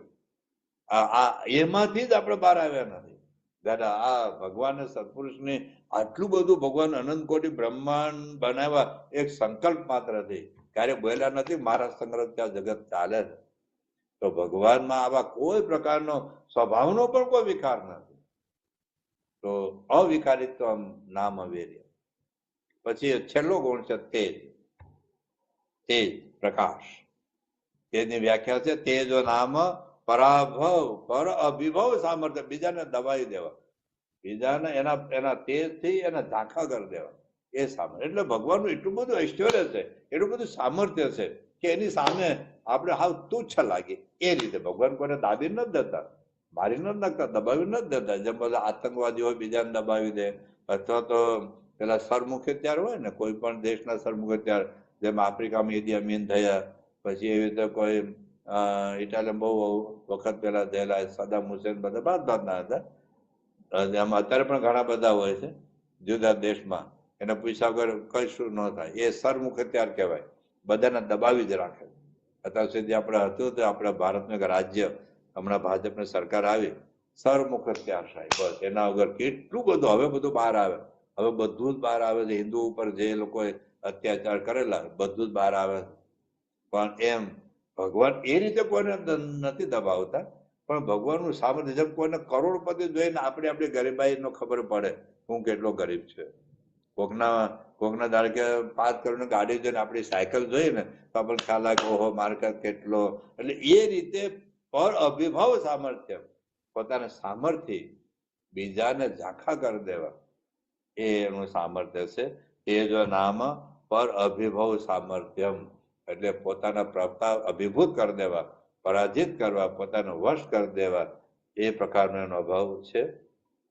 બીજાના ગમે એટલું સામર્થ્ય શક્તિને દબાવીને પોતે સ્વરાર્થક વિચરે, એ વાત મહારાજે 55 વચનામૃતમાં બહુ અદભુત રીતે કરી છે. કે જેમ દાખલ લોખંડની અંદર માથે દર્શન આપ્યું છે કે લોખંડમાં જેમ અગ્નિનો પ્રવેશ થાય તો લોખંડનો કલર તો કાળો હોય, લોકોનો સ્પર્શ ઠંડો હોય, પણ જ્યારે અગ્નિનો પ્રવેશ થાય ત્યારે લોખંડનો કાળો જે સ્વભાવ એને દબાવી દે અને લાલ કલર થઈ જાય. ઠંડો સ્વભાવ હોય એ પછી ગરમ, પછી ગાલે ન અડાડે, એ ગરમ હોય. એમ ભગવાન જયારે જેમાં પ્રવેશ થાય એનું સામર્થ્ય, એનું શક્તિ દબાવીને ભગવાન પોતે સ્વરાર્થક વિચરે છે. એ વાત મહારાજે 55 વચનામૃતમાં કરી છે. એ વાત આપણે વાંચીએ. અને જે પુરુષોત્તમ નારાયણ તે કોઈ કાર્યને અર્થે પુરુષ રૂપે થાય છે, પુરુષ રૂપે થાય છે એટલે એમાં એનો પ્રવેશ થાય છે. ત્યારે પુરુષ છે તે પુરુષોત્તમના પ્રકાશમાં લીન થઈ જાય છે ને પુરુષોત્તમ રહે છે. તેમજ માયા રૂપે થાય છે ત્યારે માયા પણ પુરુષોત્તમના તેજને વિશે લીન થઈ જાય છે ને તે રૂપે ભગવાન જ રહે છે. અને પછી ભગવાન મહત્તત્વ રૂપે થાય છે ને તેમજ મહત્તત્વ માથે થયા છે બીજા તત્વ તે રૂપે થાય છે અને પછી તત્વનું કાર્ય છે વિરાટ તે રૂપે થાય છે, અને વિરાટમાં જે દેહ છે બ્રહ્માંડિક દેહ તે રૂપે થાય છે, તથા નારદ સંગાતિક રૂપે થાય છે. એટલે જેમ માટીનું હોય, માટીમાંથી ઘડો બને તો માટી ઘડા રૂપે થાય છે, બરાબર. એમ દાખલા તરીકે સોનું હોય, સોનાની બિસ્કીટ એ આ રૂપે થાય, વીટી રૂપે થાય, કુંડ રૂપે થાય, એવું નથી. અહીંયા પરબ્રહ્મ તત્વ એ કઈ નાદ સંગાતિક ન થતા, એ કઈ મહત તત્વ રૂપે ન થતા, માયા રૂપે ન થતા, પણ માયામાં પ્રવેશ થાય, પુરુષમાં પ્રવેશ થાય. એમ નારદ સંગાતિકમાં એનો પ્રવેશ થાય છે, બ્રહ્મા વિષ્ણુ આદિકમાં એનો પ્રવેશ થાય છે, તો કાર્ય કરવા માટે શક્તિપાન બને છે. આ વાત મહારાજે 3 વચનમાં કરી છે. કાર્યનું પહેલું, મધ્ય 10 અને મધ્ય 31, કે વિરાટ નારાયણમાં બધું જ હતું, પણ પુરુષોત્તમનો પ્રવેશ થયો ત્યારે વિરાટ કંઈક કરવા સમર્થ થયું. જેમ પંખો હોય પણ ઇલેક્ટ્રિક કરંટ જયારે પસાર થાય એનો પ્રવેશ થાય ત્યારે પંખો ચાલે. એવી રીતે ટ્યુબલાઇટ હોય પણ ઇલેક્ટ્રિક કરંટ પસાર થાય, સ્વિચ ઓફ હોય તો ઇલેક્ટ્રિક કરંટ કટ ઓફ થઈ જાય, સ્વિચ ઓન કરે તો ઇલેક્ટ્રિક કરંટ પસાર થાય તો પછી ટ્યુબલાઇટ ચાલે. એમ જીવો ઈશ્વરમાં એ પરબ્રહ્મનો અનુપ્રવેશ થાય ત્યારે જ આપણે જીવ વિશ્વ કાર્ય કરી શકીએ છીએ.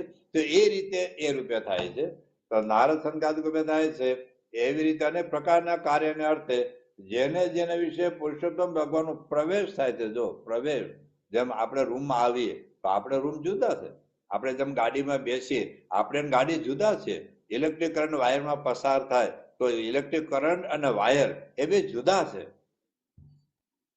તેમ તેને પોતાને પ્રકાશ કરીને લીન કરી નાખીને પોતે તે રૂપે કરીને સર્વોત્કર્ષપણે વિરાજમાન રહે છે. અને જેને વિશે પોતે વિરાજમાન રહે તેના પ્રકાશને પોતે ઢાંકીને પોતાનો પ્રકાશ પ્રગટ કરે છે. જેમ અગ્નિ લોઢાણ વિશે આવે છે ત્યારે લોઢાનું જે શીતળ ગુણ ને કાળો વર્ણ તેને ટાળીને પોતે પોતાનો ગુણ પ્રકાશ કરે છે. તથા જેમ સૂર્ય ઉદય થાય છે ત્યારે તેના પ્રકાશમાં સર્વે તારા ચંદ્રાદિકના તેજ લીન થઈ જાય છે, ને એક સૂર્યનો પ્રકાશ રહે છે. તેમ એ ભગવાન જેને જન વિશે આવે છે ત્યારે તેના તેજનો પરાભવ કરીને પોતાનો પ્રકાશ વિશે અધિકપણે જણાય છે. અને જે કાર્યને અર્થે પોતે જેમાં પ્રવેશ કર્યો હતો તે કાર્ય કરી રહ્યા કેડે તેમાંથી પોતે નોખા નીકળી જાય છે. ત્યારે તો તે પંડિત જેવો હોય તેવો રહે છે, અને તેમાં જે કાંઈ અધિક દૈવત જણાતું હતું તે તો પુરુષોત્તમ ભગવાનનું હતું એમ જાણવું.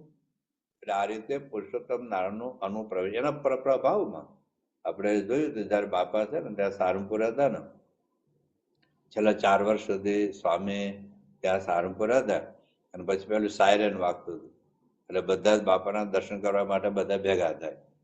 સભા મંડપમાં બેઠા હોય, બધા બાપાને રાહ જોતા હોય. ઘણી વખત કેવું હતું, બધા સદગુરુ સંતો બેઠા હોય, બધા સદગુરુ, પછી ડોક્ટર સ્વામી, પછી મોહન સ્વામી, પછી ત્યાગોર સ્વામી, પછી કોઠાર સ્વામી, પછી દીક્ષા સ્વામી, પછી વિવેક સ્વામી, ઘનશ્યામ, બધા જ બેઠા હોય. પણ આખું સભા છે ને આમાં શૂન્ય મનસ્ક હોય, પણ બાપાની વ્હીલચેર આવે અને જે બધો આખો પ્રભાવ, તેજ, આનંદ, ચિંચાર્યો, જયનાથ આખું આમ ચેતનવંતું બની જાય. એ બાપાનો પ્રભાવ, એ બાપાનો પ્રતાપ, એ એમનો ઐશ્વર્ય. તો આ રીતે ભગવાનની અંદર જે આ ગુણો છે તો એ બીજાનો પરાભવ, જો સૂર્યનો પ્રકાશમાં અનંત તારાઓનો પ્રકાશ લીન થઈ જાય છે એમ પરબ્રહ્મના પ્રકાશમાં, અક્ષરબ્રહ્મના પ્રકાશમાં, એના સામર્થ્યમાં બધાનું સામર્થ્ય ઝાંખું પડી જાય છે. એ ઉપરાંત તેનો બીજો અર્થ પ્રકાશ પણ છે. તો ભગવાન તો તેજો મૂર્તિ છે, અતિશય પ્રકાશયુક્ત છે. એના રોમ રોમનો વિષય અનંત કોટ ઈશ્વરનું તેજ લીન થઈ જાય. મહાદેવ એવી વાત કરે છે કે અનંત કોટી મુક્તોનું તેજ અક્ષરબ્રહ્મમાં લીન થઈ જાય. અને અક્ષરબ્રહ્મનું કદાચ એક જ અક્ષરબ્રહ્મ છે, અનંત અક્ષરબ્રહ્મ હોય તો એ બધું તેજ પરબ્રહ્મના રોમનો વિષય લીન થઈ જાય. એક રોમ એક રૂવાડામાં, તો અનંત કોટી જે રૂવાડામાં કેટલું પરબ્રહ્મ તે છે. ભગવાનની મૂર્તિ અતિશય તેજોમય છે, અતિશય પ્રકાશમાન છે. એ વાત મહારાજે પ્રથમનો 45મો વચનામત, પ્રથમનો 56મો વચનામત, પ્રથમનો 63મો વચનામત, પ્રથમનો 67મો વચનામત, પ્રથમનો 71મો વચનામત, પ્રથમનો 78મો વચનામત, લોયાનો પહેલો, લોયા 18, એ બધા જ વચનામતમાં મહારાજ એવું કહે છે કે ભગવાનની મૂર્તિ અતિશય પ્રકાશમાન છે. અનંત કોટી સૂર્ય ચંદ્રનું તેજ પણ ઝાંખું પડી જાય એવું તેજ એમાં છે. આવી વાત મહાદેવ પોતે અમદાવાદના 7મા વચનામતમાં પણ પોતે વાત કરી છે કે અનંત બ્રહ્માંડના શિવ, અસંખ્ય શિવ, અસંખ્ય બ્રહ્મા, અસંખ્ય કૈલાસ, અસંખ્ય વૈકુંઠ ગોલોક બ્રહ્મપુર, અસંખ્ય કરોડ બીજી ભૂમિકાઓ સર્વે મારે તેજે કરીને તેજાયમાન છે, મારે પોતાની વાત કરે છે કે મારે તેજે કરીને આ બધું પ્રકાશમાન છે. આ રીતે ભગવાનના 6 ગુણો આપણે જોયા: જ્ઞાન, શક્તિ, બળ, ઐશ્વર્ય, વીર્ય અને તેજ. આ 6 ગુણ એટલે 6 પ્રકારના ભગ કહેવાય, અને એ જેમાં હોય એને ભગવાન કહેવાય. એટલે વિષ્ણુ પુરાણનો એક શ્લોક છે: જ્ઞાન, શક્તિ, બળ, ઐશ્વર્ય, વીર્ય, તેજાંશ અશેષતઃ ભગવત શબ્દ વાચ્યાની વિના હૈર ગુણાદિભિ. ભગવાન એક એક ગુણ છે ને એ પાછા અશુદ્ધિથી મુક્ત છે. આપણામાં ઘણી વખત નિસ્વાદીપણું હોય ભેગું નિર્માન્ય ભેગું માને પડે. આપણે સેવાનો ગુણ હોય ભેગી ઈર્ષાએ પડે. તો ભગવાનના ગુણોમાં કોઈ માયિક દોષો નથી. આવા જે ભગવાનના ગુણો છે એનાથી જ આ જગતનું કર્તૃત્વ, ધર્તૃત્વ, નિયંતૃત્વ બધું ચાલે છે. ભગવાનમાં ખાલી આ 6 ગુણો નથી, ભગવાન તો અનંત કલ્યાણકારી ગુણો છે. કોઈ શાસ્ત્રમાં 39 ગુણો લખ્યા છે, કોઈ શાસ્ત્રમાં 30 ગુણો લખ્યા છે, કોઈ શાસ્ત્રમાં અનંત ગુણો લખ્યા છે. એ વાત મહારાજે પ્રથમના 62માં વચનામૃતમાં ભગવાનના 39 ગુણોની વાત કરી છે. પ્રથમના 66માં વચનામૃતમાં ભગવાન અનંત કલ્યાણ ગુણ વખતે જેવું કહ્યું છે. પ્રથમના 77માં વચનામૃતમાં ભગવાન અનંત ગુણો છે એ વાત કરી છે. મધ્યના 53માં મહારાજ એવું કહે છે કે જેમ શેષ, શારદા ને બ્રહ્માદિક દેવ તે પણ જેના મહિમાને પારને પામતા નથી એ ભગવાનનો મહિમા છે. મધ્યના 67માં વચનામૃતમાં પણ મહારાજ આવી વાત કરી છે કે ભગવાનનો જે મહિમા છે, એમના જે ગુણ છે, એમના જે કર્મ છે, એમના જે ધર્મ અને સામર્થ્ય છે, એમની જે સુંદરતા છે, એમનું જે સુખ છે, એવા અનંત કલ્યાણકારી ગુણો છે. તેને શેષ, શારદા, બ્રહ્માદિક દેવતા તથા 4 વેદને પાર પામતા નથી. નેતિ વેદ કહે છે. એટલું જ નહીં, મારે તો મધ્યના 67માં એવું કહે છે ભગવાન પોતે પણ પોતાના મહિમાના પારને પામતા નથી. આ રીતે જુદા જુદા શાસ્ત્રોમાં જુદા જુદા ગુણોનું નિરૂપણ કર્યું છે. પણ ટૂંકમાં આ બધા ગુણોને આધારે એટલે ભગવાનનો મહિમા જો આપણે સમજીએ અને એવા ભગવાન શ્રીજી મહારાજ છે અને એ શ્રીજી મહારાજ આજે મનસા દ્વારા પ્રગટ છે. તો જ્યારે જ્યારે દર્શન કરીએ ત્યારે આવા વિચાર સાથે થોડીક જો આપણે દર્શન કરીએ, પૂજામાં પણ જ્યારે જે ભગવાનની મૂર્તિઓ આપણે પાથરી છે, જે ગુરુની મૂર્તિઓ આપણે મૂકેલી છે, જ્યારે દર્શન કરવા જઈએ, જે આરતીમાં દર્શન કરવા જઈએ, તો આવા એક મહિમાના વિચાર સાથે જો આપણે કરીએ તો આખું જુદું પરિણામ આવે, જુદું રિઝલ્ટ આવે. તો આવી રીતે ભગવાન અનંત કલ્યાણકારી ગુણોથી યુક્ત છે એ મહિમા આપણે સમજ્યા. હવે આવતા શુક્રવાર કે એકાદશી આપણે બહુ જ અગત્યનો ટોપિક પ્રેક્ટિકલ લાઈફમાં, જેમ આપણે અક્ષરમહમ પુરુષોત્તમ દાસોસ્મી ડે ટુ ડે લાઈફની અંદર કેવી રીતે એનો ઉપયોગ કરવો એની વાત આપણે સમજાયેલા. હવે જે ભગવાનનું સ્વરૂપ સમજવાની વાત છે, જે પરિપૂર્ણ સમજવામાં બહુ જ અગત્યનો મુદ્દો છે એ છે ભગવાનના કર્તાપણા. એ કર્તાપણાનો આપણે ડે ટુ ડે લાઈફની અંદર પ્રેક્ટિકલી ક્યાં કેવી રીતે ઉપયોગ કરીએ કે જેથી કરીને જે મહારાજ કહે છે કે આ સ્વરૂપને તમે પરિપૂર્ણ સમજો. તો પરિપૂર્ણ સમજવામાં એક મુદ્દો આવે છે, જેમ સર્વોપરી સમજવો એક મુદ્દો છે, એનો અનેક પ્રકાર મહિમા સમજવો એક મુદ્દો છે, બધા ગુણોનો વિચાર કરવો પણ એક મુદ્દો છે. એમ એક કર્તાપણું પણ એક ગુણ છે. જેમ નિયંતા પણ એક ગુણ છે, એમ કર્તા પણ એક ગુણ છે. તો ભગવાન સર્વ કરતા હતા છે એ સમજણ આપણે ડે ટુ ડે લાઈફની અંદર વ્યક્તિગત જીવનમાં, પારિવારિક જીવનમાં કે વ્યવસાયિક જીવનમાં, આધ્યાત્મિક જીવનમાં આપણને આ ગુણ, ભગવાનનો આ ગુણ, ભગવાનનું આ સામર્થ્ય આપણને કેવી રીતે ઉપયોગી આવશે કે જેથી કરીને જે મહારાજ આપણને જેવા બનાવવા માગે છે, જેવું સુખ અને શાંતિ આપવા માગે છે એ આપણે અનુભવી શકીએ. એની વાત આપણે આવતા શુક્રવારે અથવા જો પહેલા એકાદશી આવશે તો ત્યારે આપણે કરીશું. ત્યાં સુધી સૌને જય સ્વામિનારાયણ. ગુણાતીતમ ગુરુમ પ્રાપ્ય બ્રહ્મ રૂપમ નિજાત્મન વિભાવ્ય દાસ ભાવેન સ્વામિનારાયણમ ભજે. શ્રી હરિમ સાક્ષરમ સર્વદેવેશ્વરમ ભક્તિ ધર્માત્મજમ દિવ્ય રૂપમ પરમ શાંતિદમ મુક્તિદમ કામદમ કારણમ સ્વામિનારાયણમ નીલકંઠમ ભજે.